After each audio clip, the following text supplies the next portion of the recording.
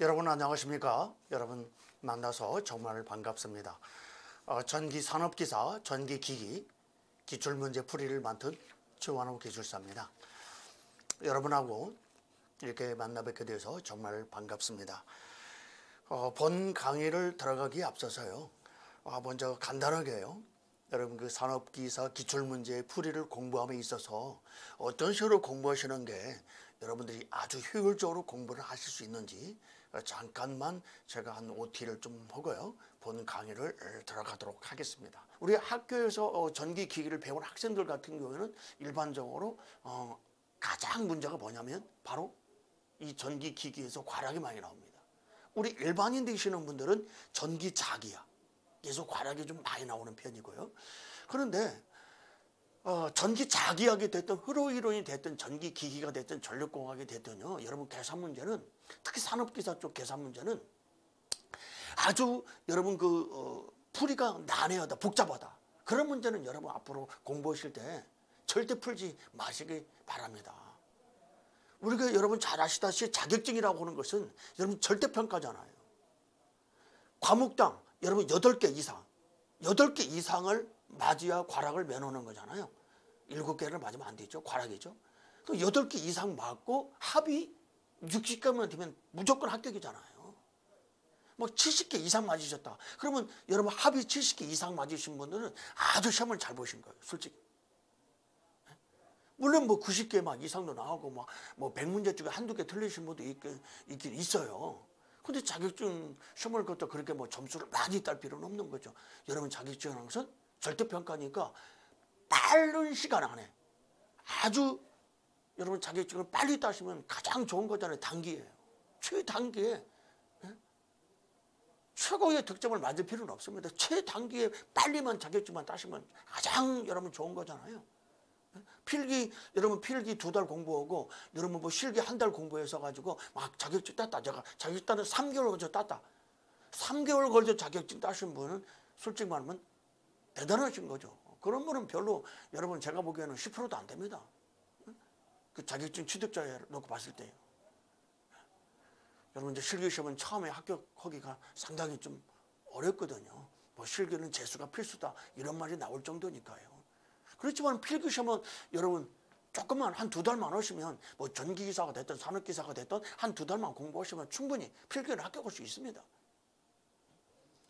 직장을 다니시는 분들도 마찬가지입니다.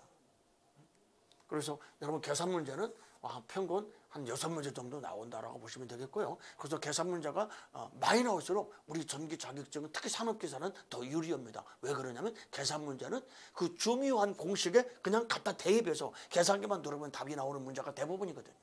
그래서 아주 풀이가 복잡한 문제 같은 거 있잖아요. 여러분 그러면 절대 여러분 손 대지 않으셔도 됩니다.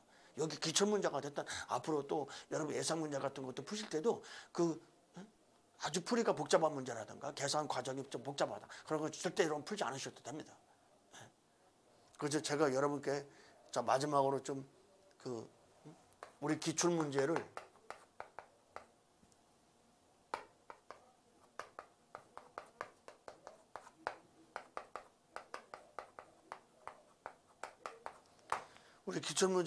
여러분들 효율적으로 공부하시는 방법에 대해서 제가 좀 말씀을 드릴게요. 자, 첫째. 여러분 우리 기출문제 강의를 듣기 전에는 여러분께서 미리 꼭 여러분 예습을 하셔야 됩니다. 예습이라는 것은 여러분 이 기출문제라든가 예상문제를 풀 때는 이제 여러분 이론을 다 끝내고 이제 마지막으로 우리가 이제 이론 과목을 끝내고 두 번째로 이제 여러분 그 기출문제를 풀어보는 거잖아요. 그럼 이론 강의를 다 들었으니까 내가 이제 시험을 본다는 기분으로 내가 지금 시험을 직접 시험을 보겠다라고 생각하시고 여러분들이 직접 풀어보시라는 얘기입니다. 그래서 이제 강의를 들으시면서 여러분들이 이제 답을 맞췄어요. 그러면 답을 맞춰가지고 이 1번 문제는 내가 맞았어. 근데 이 1번 문제는 내가 확실하게 풀어서 맞았어요. 그러면 그런 문제는 여러분 이제 강의를 안 들어도 되잖아요. 그거에 관련된 내용을 앞으로 여러분께서 시험 문제가 나오면 확실하게 맞을 수 있다는 얘기잖아요. 그래서 여러분께서는 예습을 꼭 하신 다음에 꼭 강의를 들으시는 게 굉장히 좋습니다. 그래서 그렇게 예습을 하시면 내가 이제 확실하게 풀었구나. 내가 푸른 거하고 여러분들이 풀은 거하고 아니 여러분들이 풀은 거하고 제가 풀은 거 비교해 보시는 거죠. 아 그러면 내가 풀은 게 맞게 풀었구나. 정성으로 잘 풀었구나. 그런 것도 이제 비교할 수 있는 거거든요. 그래서 여러분 이 기출문제, 예상문제 같은 경우에는 여러분 꼭 연습을 하신 다음에 강의를 들으시기 바랍니다. 자, 두 번째는요. 자, 우리 이제 여러분 이제 시간을 빨리 단축하는 게 좋은 거잖아요. 그래서 효율적으로 공부하시는 가장 좋은 방법은 뭐냐면, 자, 내가 학교에서 기기를 들었다든가, 나는 뭐 어디서 강의를 들었든 간에 나는 기기가 자신이 있다. 또 여러분 내가 직접 풀어보니까 기기는 항상 12개 이상 나온다라고 생각하시는 분들은 어느 정도 여러분 기본이 잘 돼 있는 거거든요. 그렇게 기본이 잘 돼 있으신 분은 이제 내가 맞은 것은 확실하게 이제 여러분들이 풀 수 있다. 내가 정확하게 잘 풀었다. 내가 정확히 알고 답을 냈다. 라고 하는 것은 여러분 앞으로는 어떻게 시험에 나오든 그게 변형해서 나오더라도 다 풀 수 있다는 얘기거든요. 그러면 그러신 분들은 이제 여러분 틀리는 겁니다. 틀린 문제만. 내가 이제 답이 틀린 문제만 강의를 듣는 거죠. 그러면 아주 빨리 여러분 이 기출문제 강의를 끝낼 수 있는 거잖아요. 아니면 이제 조금 여러분 좀 자신이 없으신 분은 좀 배속을 좀 빨리 한다든가요. 그런데 전기 기기를 이론이 기본이 잘 안 되시는 분이 있잖아요. 나는 너무 기기가 어려워. 답이 뭐 솔직히 말해서 전부 다가 보면 뭐 한 6개, 7개밖에 안 나와. 그러신 분은 지금 전혀 기본이 안 돼 계신 거거든요. 그런 분들은 될 수 있으면 기기를 어렵게 생각하시는 분들은 이제 우리 전기 기기가 지금 41번부터 시작하잖아요. 그럼 41번부터 천천히 제 강의를 들으시면서 여러분 또 제가 강의 중에 여러분 절대 잊어버리면 안 됩니다. 라고 말씀드리는 핵심적인 암기사항이 있어요. 아주 중요한 내용이죠. 절대 잊어버리면 안 됩니다. 라고 하는 것은 여러분 잘 메모하시기 바랍니다. 그런 것을 여러분 오히려 잘 기억하시는 게 많은 문제를 갖다 푸는 것보다 더 좋은 겁니다. 제가 앞에서도 말씀을 했지만 여러분 자격증 시험이라는 것은 절대평가잖아요. 절대 점수를 많이 맞았다고 해서 좋은 거 하나도 없잖아요. 그럼 빠른 시간 안에 아주 효율적으로 빨리 자격증을 따는 게 제일 좋은 거잖아요. 그러기 위해서는 여러분께서 무슨 과목이든 아주 시험 문제 잘 나오는 내용이 있거든요. 아주 중요한 내용. 그런 것은 여러분 제가 강의하면서 또 기출문제 풀면서 또 말씀드릴 테니까 그런 것을 또 잘 좀 이렇게 정리 좀 해놓으시면 여러분께서 또 계속해서 그런 문제가 또 뒤에서도 계속해서 나올 때 여러분들이 이제 절대 안 들리게 되거든요. 그래서 아주 핵심적으로 여러분 암기해야 될 내용, 제가 강의 중에 절대 잊어버리시면 안 됩니다라고 하는 것은 여러분 잘 좀 메모하셨다가 기억하셔야 됩니다. 꼭 잊어버리지 마시고요. 네. 그래서 여러분 이제 좀 전기 기기를 갖다 어느 정도는 내가 좀 기기는 좀 조금 그래도 자신 있다라고 하신 분은 좀 배속을 좀 빨리 한다든가 그렇게 해가지고 아니면 앞에서 말씀드린 것처럼 뭐 틀린 문제만 짝짝짝 보고 이제 강의 듣고 넘어간다든가 그러면 우리 10년치 3천 문제를 여러분이 금방 끝낼 수 있거든요. 네. 그런 식으로 여러분께서 학습하시는 게 좋습니다. 네. 자, 동기발전기 병렬은 기전력의 위상이 다른 경우 여러분 그 두 발전기가 이제 위상이 같아야 되는데 그 위상이 같지 않게 될 때가 이제 어느 때냐면 바로 A 발전기 위상과 여러분 이제 B 발전기 위상이 바로 이제 같지 않게 될 때가요. 바로 한쪽이라도 자, 원동기 출력. 이게 또 시험 문제죠. 자, 원동기 출력이 변하면 자, 왜 위상이 같지 않게 되냐면요. 자, 우리가 이제 모든 발전기는 원동기가 발전기의 회전자를 돌려주잖아요. 근데 그 원동기 출력이 곧 발전기 뭐예요? 입력이잖아요. 그렇죠? 그러니까 예를 들어서 A 발전기만 내가 한번 기준을 한번 잡아볼게요. 자, A 발전기 원동기 출력이 증가했어요. 그러면 당연히 A 발전기 입력이 증가하겠죠. 그러면 입력이 증가하면 당연히 A 발전기 출력이 증가하잖아요. 그러니까 A 발전기는 출력이 증가하면 당연히 병렬 운전 중의 상태니까 지금 A하고 B가 지금 똑같이 부하를 분담하고 있단 말이에요. 부하를 분담하고 있는 상태에서 A 발전기 출력이 증가했다 이거죠. 그럼 이 A 발전기 출력이 증가한 만큼 당연히 B는 출력이 감소합니다. 그러니까 당연히 위상차가 생기는 겁니다. 그때 이제 위상차 때문에 그 위상차에 의해서 여러분 이제 순환전류가 흐르게 되는데 그때 흐르는 순환전류가 이름이 뭐예요? 여러분 시험 문제 병렬운전에서 가장 시험 문제 많이 물어본 게 이거잖아요. 바로 동기화 전류죠. 이 동기화 전류는 이제 유효분의 크기만 여러분 변화시키는 순환전류다라고 해서 여러분 이제 유효 획류라고 하죠. 그래서 이 동기화 전류가 흐르게 되면 자, 두 발전기 출력이 여러분 이제 서로 같아지려고 애를 쓰게 됩니다. 그 출력이 서로 같아지려고 애를 쓰는 현상을 뭐라고 하냐면 바로 동기화력이라고 해요. 그 동기화력 때문에 이제 보세요. A 발전기는 어떻게 했냐? A 발전기가 출력이 증가했잖아요. 그럼 A 발전기 출력이 감소하려고 하고 B는 출력이 증가하려고 애를 쓴다 이거죠. 그때 이제 A 발전기를 내가 기준을 잡았으니까 A 발전기는 출력이 증가하려고 할 때 여러분 이제 출력이 감소하려고 애를 쓰는 순간에 A에서 B로 출력을 주게 됩니다. 그러면 감소하려고 애를 쓰는 동기 화력에 의해서 A에서 B로 출력을 주니까 그때 그 주고받는 전력이 바로 수수전력이거든요. 그래서 우리가 동기 화력이라고 하는 것은 바로 그 수수전력을 여러분 그 유상차, 상차각의 변화율로 미분한 겁니다. 한마디로 말하면 그 상차각에 대한 수수전력의 변화율이다. 유상차에 대한 그 수수전력의 변화율을 우리가 수학적으로 말하면 바로 동기 화력이라고 해요. 그래서 여러분들 수수전력은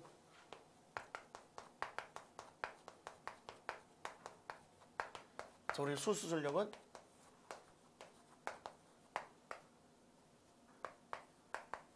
만약에 A 발전기다 그러면 이제 A 발전기 이제 기전력이 오겠죠. 그때 이제 사인 여러분 이제 사인 델타 여기서 이제 델타는 당연히 유상차죠. 유상차. 여기서는 이제 부하각이 아니고요. 바로 유상차. 다른 말로 상차각이죠. 상차각.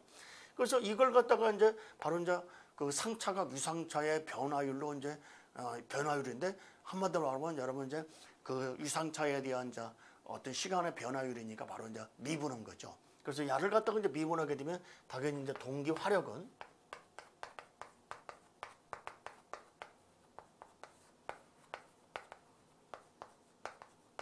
바로 이제 코사인 여러분 이제 델타가 되는 거죠. 그래서 여기서 이제 이런 것도 이제 그 뭐 공식은 여러분 잘 물어보지 않지만은 여러분 이제 그 동기 화력이 여러분 여기가 이제 어떻게 되는지 뭐 그렇게 물어보는 시험 문제도 한 번 나온 적이 있었는데 뭐 잘 나오지는 않습니다만은. 네. 그래서 이 동기발전기 병렬운전에서는 이제 계산 문제로서 가장 여러분들 시험 문제가 잘 대두되는 게 바로 이제 수수전력이죠. 네. 그래서 한쪽 발전기에서 다른 쪽 발전기로 공급한다는 얘기를 주는 거죠. 그럼 다른 쪽에서는 받게 되니까 그걸 주고받는 전력이다. 그래서 우리가 이제 수수전력은 그 동기발전기 병렬운전 계산 문제에서 가장 많이 대두가 되는 문제죠. 공식도 시험 문제에 물어보는 문제가 있고요. 이런 것도 얼마든지 또 공식으로 또 새롭게 물어볼 수도 있는 거니까요. 뭐 참고로 알아두시면 좋겠습니다. 이것도 이제 이번에 여러분 처음 대두가 된 문제다라고 할 수가 있겠습니다. 자, 병렬운전 중인 두 발전기 중 A 발전기 여자를 B 발전기보다 증가시키면 여기서 여자라는 것은 여자 전류를 말하는 거죠. 그래서 우리가 A 발전기라고 이제 기준을 잡았을 때요. 여러분 앞에서도 제가 이제 그 기전력의 크기가 이제 같지 않을 때 그 한쪽이라도 여자 전류가 변해버리면 여러분 이제 기전력의 크기가 같지 않게 된다고 그랬죠. 한번 해볼까요? 말로 한번 써볼게요. 자, A 발전기 여자 전류를 자, 증가시켰어요. 그럼 당연히 자속이 증가하니까 A 발전기 기전력이 증가하죠.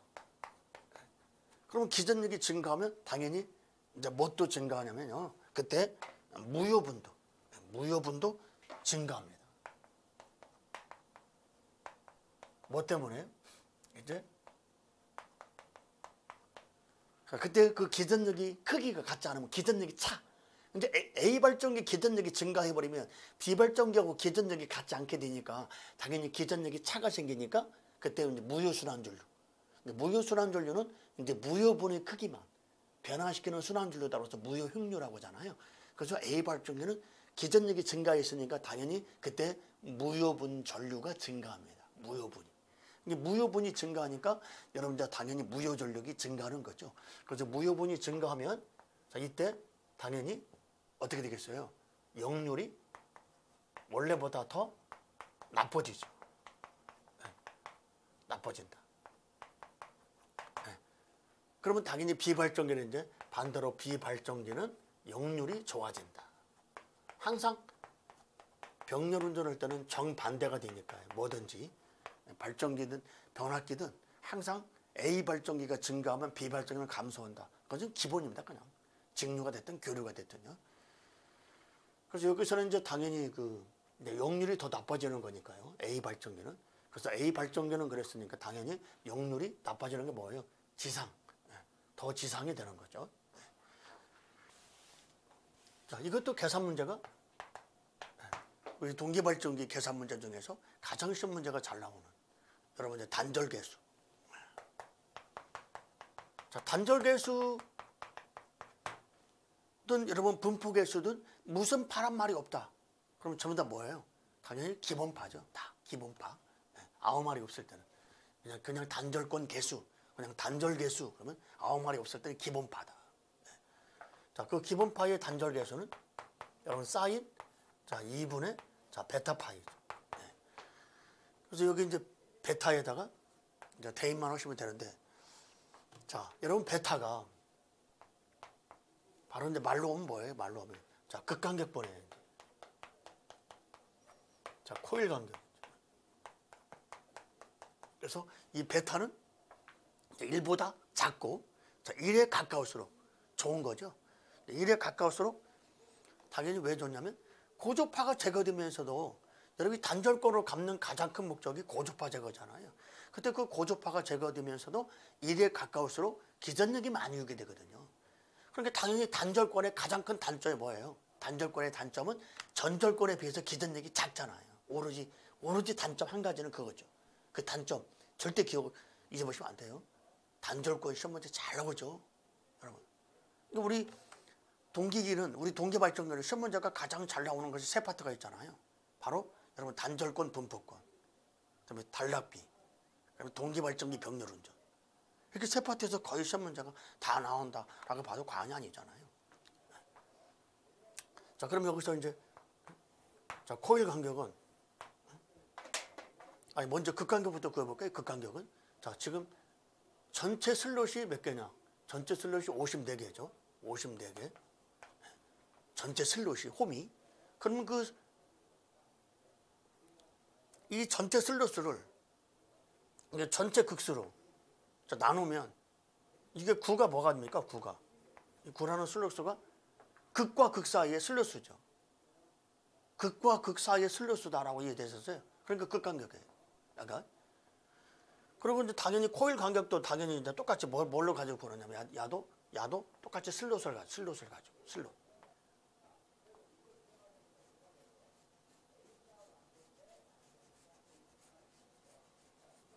여기 이제 1번 슬롯, 2번 슬롯, 3번 슬롯, 4, 5, 6, 7, 8, 9번 슬롯이거든요. 그럼 코일이 어떻게 들어있다는 얘기냐 하면 바로 이제 1번 슬롯에 들어가 가지고 자 이렇게 된 거죠. 이렇게 코일 감은 거죠. 여기 1번 슬롯에 들어가서 8번 슬롯 끝난 거죠. 이렇게. 그러면 이 코일 간격은 얼마예요? 이 간격은 당연히 여러분 얼마예요? 자 7이죠. 그래서 베타가 9분의 7이다. 그래서 여기 이제 그대로 대입하시면 자 사인 자 2분의 자 9분의 7 곱하기 파이. 계산기를 누르면 0.9397인데. 이렇게 저는 이제 이렇게만 설명을 드렸어요. 제가 오프라인 학원에서 강의를 할 때. 근데 어떤 분이요. 그 다음날 오시더니 교수님 어제 집에 가서 이거 계산기 누르니까 이거 답이 안 나오던데. 이 교수님 이거 뭐 잘못 푸는 거 아닙니까? 네, 그래요? 네. 이거 계산기 누르실 때 여기 파이. 얼마로 대입하셨어요? 3점을 써요. 그래. 3점을 써. 3점을 써면 대입할 수도 있죠. 모를 수도 있죠. 솔직히. 다 어떻게 압니까? 모르시는 분도 있는 거죠. 하도 공부하신 지가 오래됐어요.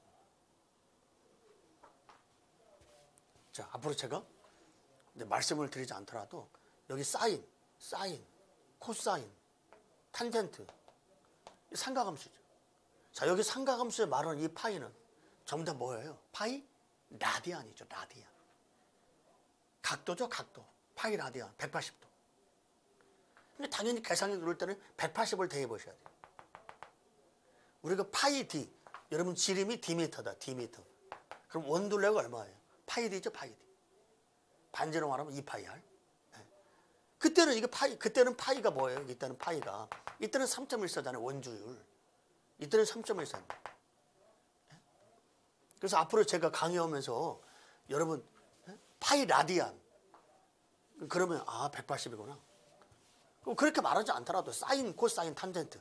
사인, 코사인, 탄젠트가 있으면 무조건 파이는 180도 파이 라디안이다. 그렇게 좀 알아두세요.